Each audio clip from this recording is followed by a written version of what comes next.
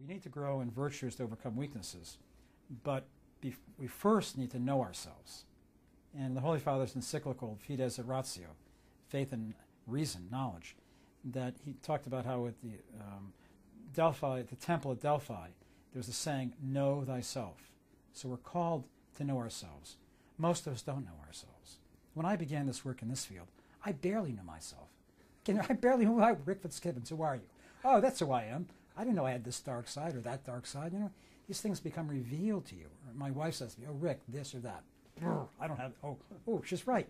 You know, it's hard to face these things within ourselves. But I think if we really want to be strong, if we want to have successful, loving relationships, we need to know ourselves.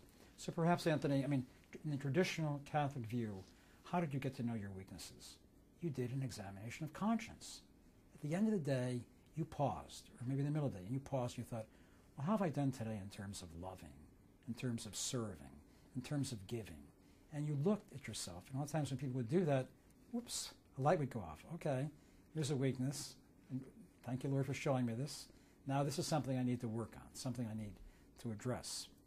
I think in the dating relationships, it's important to be honest. One heard a priest say recently, love speaks the truth.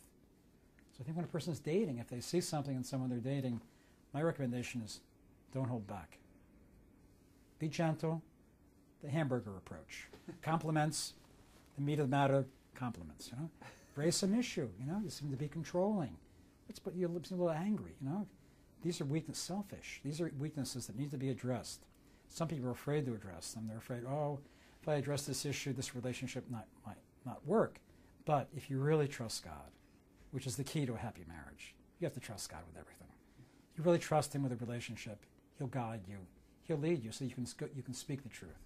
You can go for the weaknesses. But getting back to the growth in virtues, yes, if you look at weaknesses, if you see, okay, I have a temper, all right, I give in to anger, I'm impatient, all right. The virtue for that is forgiveness. Forgiveness and the virtue of patience. So you need to think more about exercising this virtue of forgiveness. Sometimes it's forgiving young people from divorced families, it's forgiving a father or a mother. A parent had a weakness, forgive them, because the problem here is so many people have this buried anger that they bring into their adult life. That anger will take on a life of its own and can be misdirected at the person you love the most.